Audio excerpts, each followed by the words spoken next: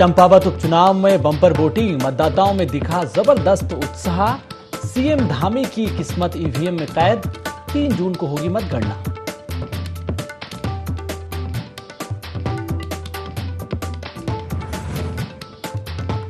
BJP की राज्यसभा प्रत्याशी कल्पना सैनी ने किया नामांकन। देहरादून विधानसभा में नामांकन दाखिल करते समय मुख्यमंत्री धामी समेत कई दिग्गज नेता रहे मौजूद।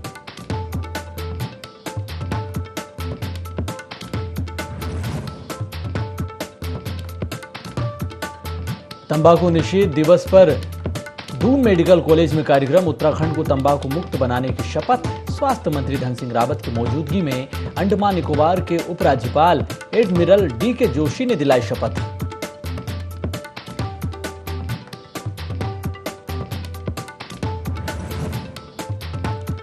ऑल वेदर रोड का काम चलने से बद्रीनाथ हाईवे पर लगा लंबा जाम। सड़क के दोनों तरफ लगी वाहनों की लंबी कतार, यात्री हुए काफी परेशान।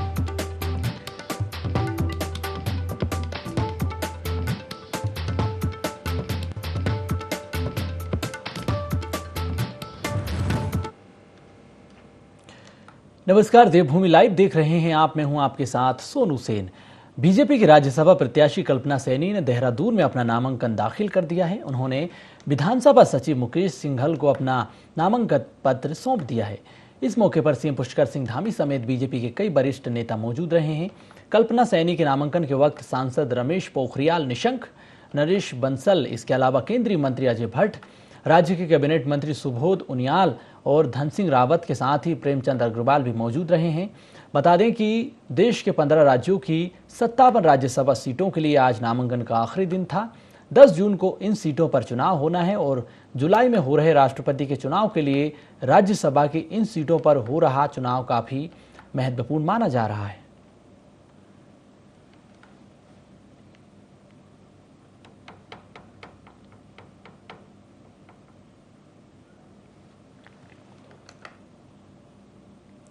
चलिए अब खबरों में आगे बढ़ेंगे। देहरादून में तंबाकू निषेध दिवस पर गवर्नमेंट मेडिकल कॉलेज में तंबाकू निषेध कार्यक्रम का आयोजन किया गया, जिसका शुभारंभ अंडमान निकोबार के उपराज्यपाल एडमिरल डी.के. जोशी ने किया है। इस दौरान स्वास्थ्य मंत्री सहित स्वास्थ्य विभाग के अधिकारी मौजूद रहे हैं। कार्यक्रम में उत्तराखंड को तंबाकू मुक्त बनाने की शपथ ली गई। साथ ही आओ गाँव चलें, उत्तराखंड को तंबाकू मुक्त कराएं मुहिम भी शुरू की गई।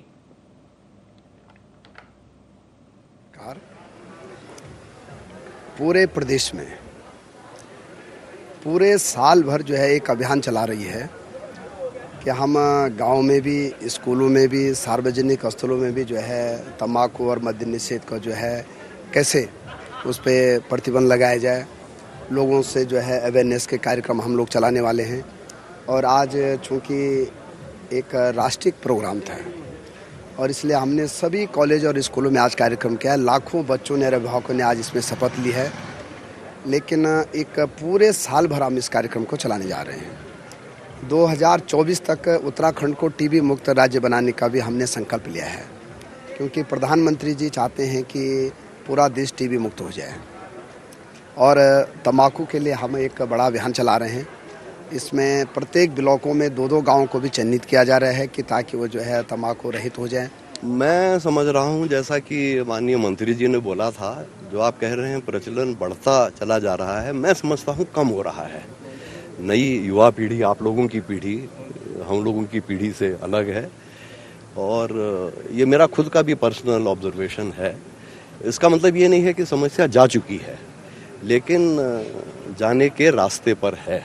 और इस तरह के अभियान और जिस तरह से उसको कंसेप्चुअलाइज किया गया है, इतनी 5000 जगहों में एक साथ ही किया है, 5 लाख युवाओं को एक साथ उसने आकर्षित किया है और जिस तरह से आंकड़े जो हैं बताए गए हैं और डॉक्टर अनुराग ने जिसके क्या क्या हार्मफुल इफेक्ट्स बताए गए हैं।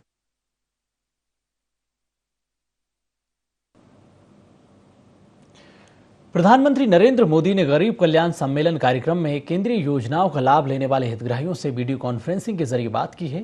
इस मौके पर जनपद के हजारों लोगों ने प्रधानमंत्री नरेंद्र मोदी को सुना है और लाभार्थियों ने अपना अनुभव भी साझा किया है।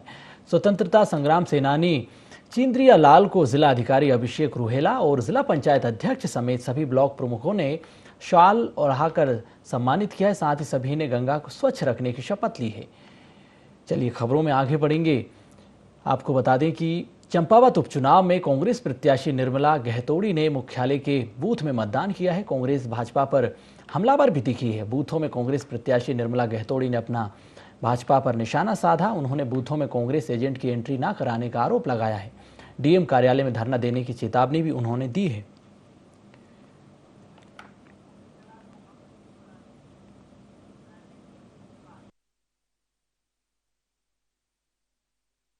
मतदान कर चुकी हूँ, लेकिन ये लोकतंत्र का पर्व है मतदान। इन लोगों के द्वारा जिस तरह से गुंडागर्दी की जा रही है, बूथों को एक तरफ से सोचो कि कैप्चरिंग करने की बात कही जा रही है। मुझे अभी बनबसा से फोन आया, कैनाल में मेरे 5 बूथ है, वहाँ पर एक सुभाष थपलियाल नाम का कोई ठेकेदार है, उसने हमारे 5 बूथ के बच्चों को भगा दिया। उसने कह दिया कि भाई क्या कितने पैसे दिए, हम तुम्हें 5 गुना देंगे और तुम्हें कल नौकरी करनी है, नहीं तुम्हारा भविष्य है, मुख्यमंत्री के खिलाफ क्यों खड़े हो, तुम घरे चले जाओ, नहीं तो कल देख लेना। इस तरह से धमकियां, ये लोकतंत्र की हत्या है कि नहीं है? वो सुभाष थपलियाल इतना बड़ा हो गया कि उसको लोकतंत्र से बड़ा हो गया अपने को। अगर इसी तरह से होगा तो मैं आज ही ये मतदान अगर इस तरह हुआ तो मैं डीएम ऑफिस में धरना दे दूंगी और कार्रवाई की मांग करूंगी कि इन बूथों को इनका मतदान रद्द किया जाए जिसमें हमारे एजेंट नहीं है और धमका के भगा दिया गया है। और मैं तब तक नहीं उठूंगी जब तक ऐसी कार्रवाई नहीं। चंपावत में शांतिपूर्ण तरीके से उपचुनाव संपन्न हो गया है, जिसमें युवाओं से लेकर दिव्यांग बुजुर्ग सभी बढ़ चढ़कर मतदान करते नजर आए। 5 बजे मतदान पर ब्रेक लग गया है। पोलिंग बूथ पर सुरक्षा व्यवस्था चाक चौबंद कर दी गई। निर्वाचन आयोग ने चुनाव में पुलिसकर्मियों के साथ ही छात्र छात्राओं को भी तैनात किया था। उपचुनाव में 151 बूथों पर 96,000 से ज्यादा मतदाताओं ने अपने मत का इस्तेमाल किया है, जिसके परिणाम 3 जून को घोषित होंगे।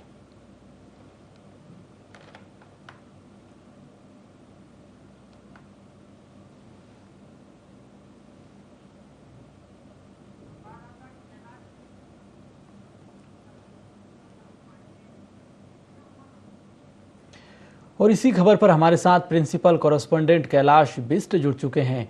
कैलाश जी, शांतिपूर्ण तरीके से मतदान हुआ है, क्या जानकारी? बिल्कुल, देखिए मतदान शांतिपूर्ण तरीके से निपट चुका है और सुबह से ही 7 बजे से जो मतदान हुआ था 5 बजे तक मतदान बहुत अच्छा चला। किसी तरह की कोई अप्रिय घटना का समाचार नहीं था। खुद मुख्यमंत्री धामी आज मौजूद रहे अपनी विधानसभा, जहां से वो चुनाव लड़ रहे थे। हालांकि उनकी विधानसभा खटीमा है, लेकिन उपचुनाव वो यहाँ से लड़ रहे हैं, लिहाजा आज वो भी यहाँ पर मौजूद रहे। उन्होंने कई लोगों से आज मुलाकात की, यहाँ पर उनका हालचाल भी लोगों का जाना।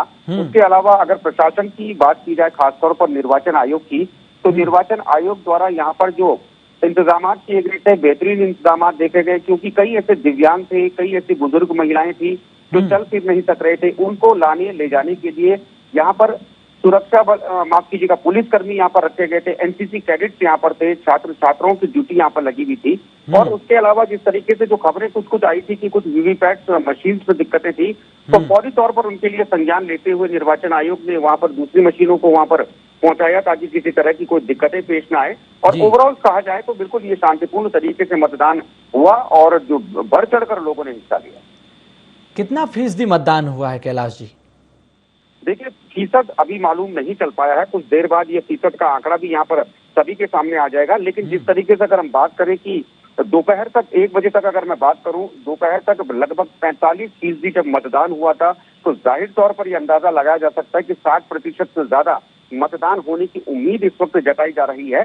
और यहाँ पर जो लगातार यहाँ पर जो सुबह से ही जो रुझान थे, क्योंकि उम्मीद नहीं थी लोगों को कि पहले सुबह के 2 घंटों में 16.23% मतदान हो जाएगा। उसके बाद फिर यहाँ पर जो मतदान हुआ 35% मतदान यहाँ पर अगले 2 घंटे में हो गया था।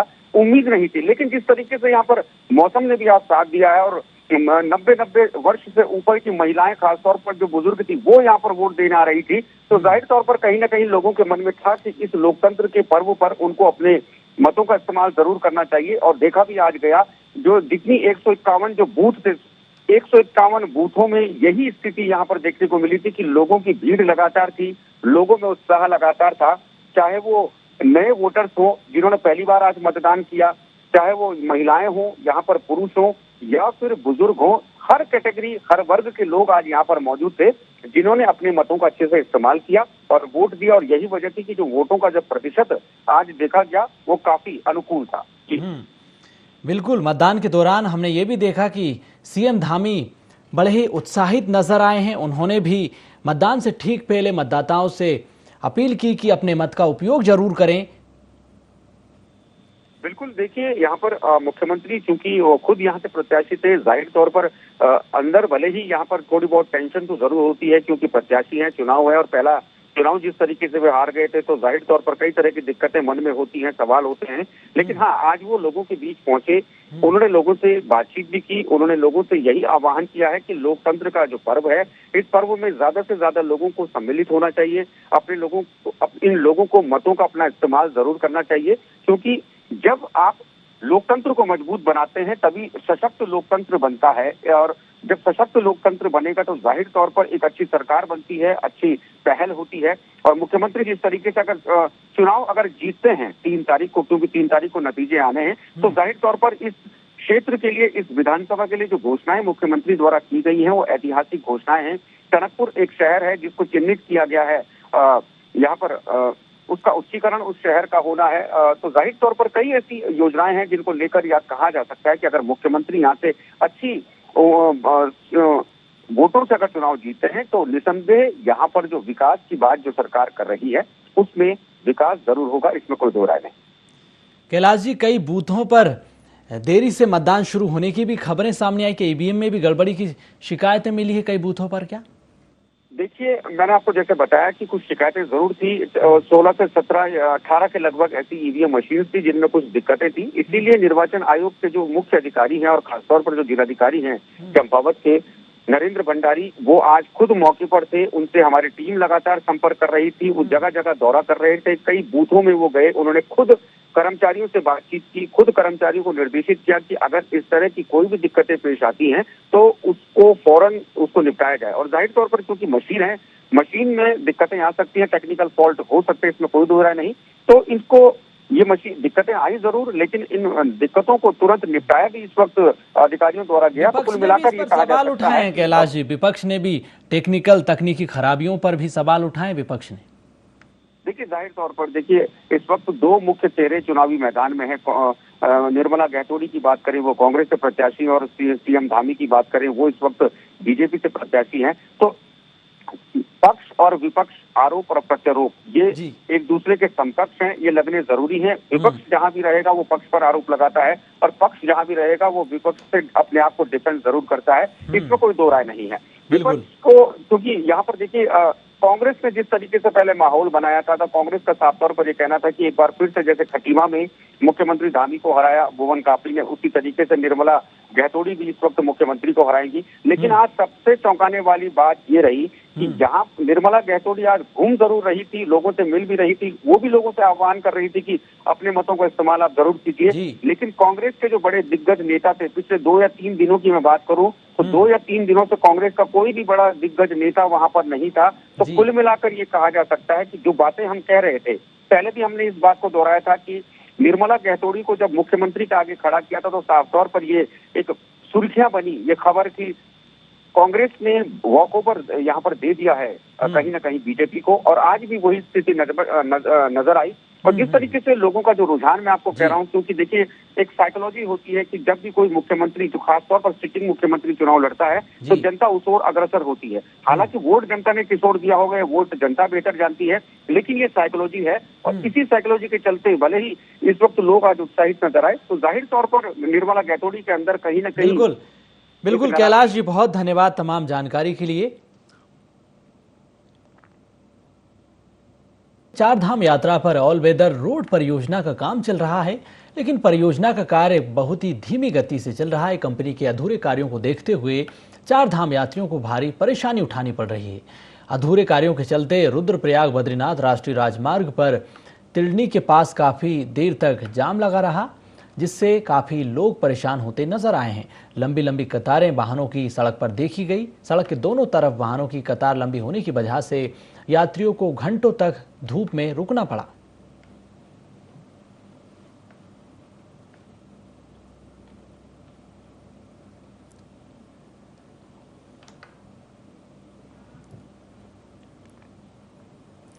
प्रदेश कांग्रेस कमेटी के ब्लॉक स्तर के चुनाव अगले माह जून के प्रथम सप्ताह में होने वाले हैं, जिसको लेकर कांग्रेस जिला निर्वाचन अधिकारी लालीराम नायक कोटद्वार पहुंचे, जिनका कार्यकर्ताओं ने भव्य स्वागत किया है। जिसके बाद जिला निर्वाचन अधिकारी ने ब्लॉक के सभी निर्वाचन अधिकारियों की बैठक ली और निष्पक्ष और लोकतांत्रिक ढंग से कांग्रेस संगठन के चुनाव कराने के निर्देश दिए हैं। कमेटी का पूरे देश के अंदर संगठनात्मक चुनाव चल रहे हैं। उसी संगठनात्मक चुनाव की प्रक्रिया का निर्वहन करने के लिए मैं आज कोटद्वार जिला में पधारा हूं और एआईसीसी ने मुझे कोटद्वार जिला का डीआरओ जिला निर्वाचन अधिकारी नियुक्त किया है। मैंने यहाँ जिलाध्यक्ष जी से, तमाम कांग्रेस के पूर्व मंत्री राणा जी से, सभी वरिष्ठ कांग्रेसजनों से बैठकर मीटिंग ली है और आगामी जो संगठन खड़ा किया जाएगा वहाँ अच्छे कार्य करने वाले कार्यकर्ताओं को तवज्जो दी जाएगी। युवा हो जो संगठन में काम करना चाहता है, ऐसे कार्यकर्ताओं को हम तवज्जो देंगे। निष्पक्ष चुनाव होंगे संगठन के और एआईसीसी और पीसीसी से जो निर्देश मिले उसी के अनुरूप बूथ लेवल से लेकर बूथ के डेलीगेट बनेंगे, अध्यक्ष बनेंगे, ब्लॉक के अध्यक्ष बनेंगे, पीसीसी का मेंबर बनेगा और डीसीसी से एआईसीसी के मेंबर भी जाएंगे। तो वो तमाम संगठन की चुनाव की प्रक्रिया के संदर्भ में हम आए और आज यहाँ कांग्रेस जनों की मीटिंग ली। निश्चित कांग्रेस का नया संगठन खड़ा करेंगे। किसान नेता राकेश टिकैत पर स्याही फेंकने से किसान नाराज हो गए हैं। भाजपुर में किसानों ने भारतीय किसान यूनियन के प्रदेश अध्यक्ष कर्म सिंह पड्डा के नेतृत्व में कोतवाली पहुंचकर विरोध जताया है। पीएम के नाम ज्ञापन एसआई भगवान गिरी गोस्वामी को सौंपा है। इस दौरान किसानों ने आरोपियों के खिलाफ सख्त कार्रवाई की मांग की।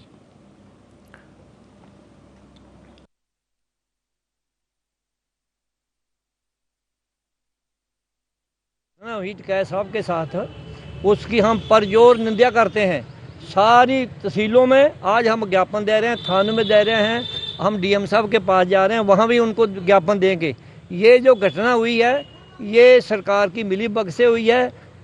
उनका जो कद है बहुत बढ़ रहा है टिकैत साहब का, और सरकार जो बखला रही है वो ऐसे कर्म करा रही है जिससे उनको पहले ये हुआ कि टिकैत साहब को यूनियन से निकाल दिया।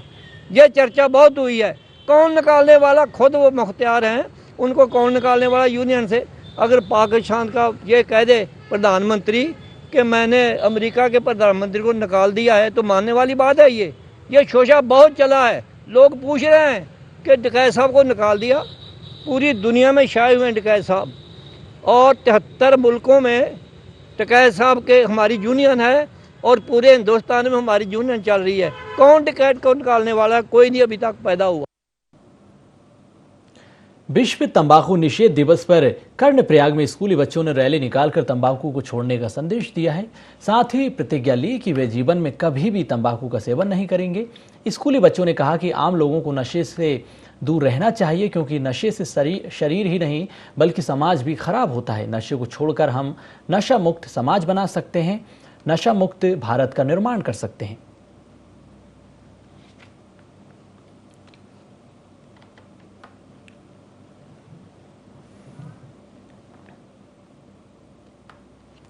उत्तराखंड में बजट सत्र को लेकर सरकार ने अपना फैसला बदल लिया है। पहले इसे ग्रीष्मकालीन राजधानी गैरसैंण में आयोजित करने वाली थी, लेकिन अब इसे देहरादून विधानसभा में ही पेश किया जाएगा। इसको लेकर विपक्ष की कांग्रेस और आम आदमी पार्टी सरकार को घेरने का मौका नहीं छोड़ रही है।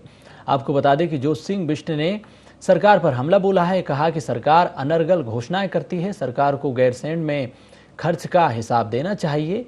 गैरसैंण का डंका पीटने वाली सरकार अब गैरसैंण में ही सत्र आयोजित कराने से पीछे हट रही है, इसलिए सरकार को प्रदेश की जनता को जवाब देना पड़ेगा।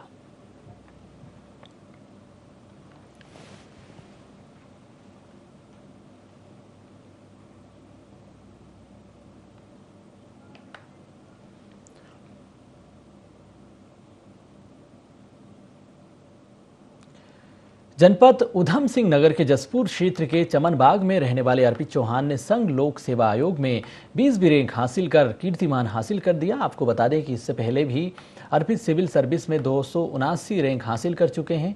वहीं 20 रैंक आने के बाद से पूरे परिवार में खुशी का माहौल है। अर्पित को बधाई देने के लिए उनके घर पर लोगों का तांता लगा हुआ है। अर्पित चौहान ने 20वीं रैंक हासिल कर ना सिर्फ जसपुर क्षेत्र का बल्कि पूरे उत्तराखंड का नाम रोशन किया है। अर्पित चौहान ने बताया कि लगातार मेहनत करने से सफलता हासिल होती है।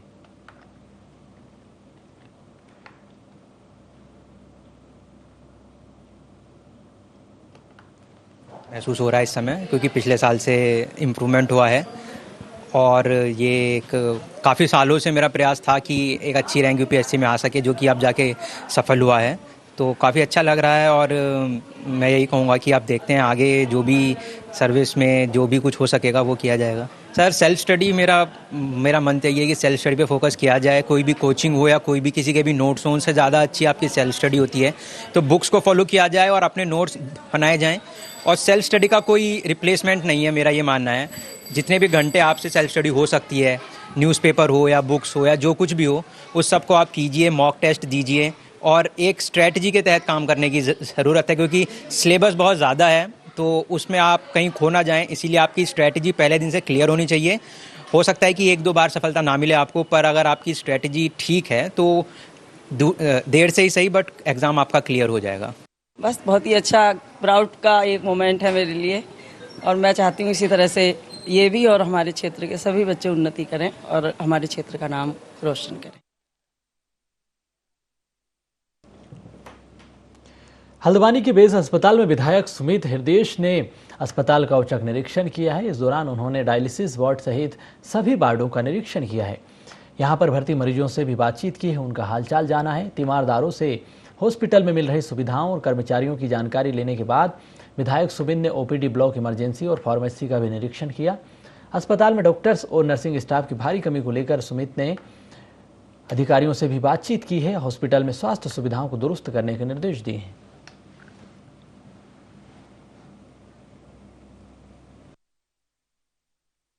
डॉक्टर्स को देखिए, जो डॉक्टर्स और यहाँ का स्टाफ है उसको हम धन्यवाद ही दे सकते हैं कि इतनी अच्छी सेवा वो फिर भी विपरीत परिस्थितियों में, क्योंकि उसकी कमी है, स्टाफ की कमी है। स्ट्रक्चर ढांचा बहुत बढ़िया है यहाँ पे, जो फैसिलिटीज हैं उसमें कहीं मेरे को लगता नहीं है कि उपकरणों में कहीं कमी है, लेकिन जो मैन पावर है उसमें बहुत कमी है। डॉक्टर्स की कमी है, नर्सिंग स्टाफ की कमी है और 4th क्लास के जो हमारे एम्प्लॉयज हैं उनकी कमी है। ये सारी चीजें देख के आए और वहाँ जितने मरीज थे उनसे भी बातचीत करके उनको उनके सामने भी ये सारी बातें हुई हैं। तो आज काफी जो एक मिथ्या थी डायलाइजर की वो भी टूटी।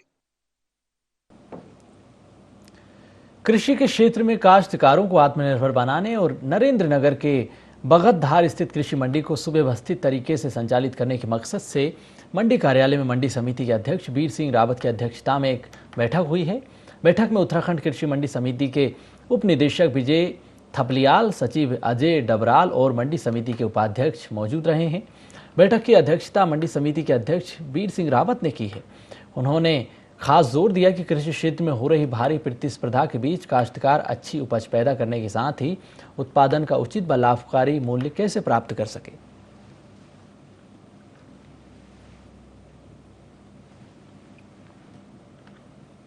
खुली है, उस पर हम शीघ्र से शीघ्र जो हमारी सरकार ने एक किसानों की आय दुगनी करने के लिए यहाँ पे एक नवीन मंडी का जो यहाँ पे खोली है, तो यहाँ पे बैठक की है हमारे जो डायरेक्टर हैं कृषि मंडी के। तो हम सबसे पहले जो है यहाँ पर जो है हमारे जो व्यापारी लोग हैं, सब्जी विक्रेता हैं, उनके हम यहाँ पे लाइसेंस बनवाएंगे और हमने पेपर भी कल हम इसको पेपर भी दे देंगे 1-2 दिन में, और जो है इस पर एक निश्चित डेट होगी। सबसे पहले कार्य हमारा लाइसेंस बनाने का, उसके बाद यहाँ पर हम दुकान आवंटन करेंगे और तुरंत हमारी जो है यहाँ पर मंडी का जो संचालन, जो हमारे यहाँ पे किसानों की जो यहाँ पहाड़ में जो सब्जियाँ यहाँ पे होती हैं वो यहाँ पे उठाएंगे और अपनी जो है अच्छे से मूल्य यहाँ पे प्राप्त करेंगे। देवभूमि लाइव में इतना ही। मुझे दीजिए इजाजत। आप देखते रहिए IND24।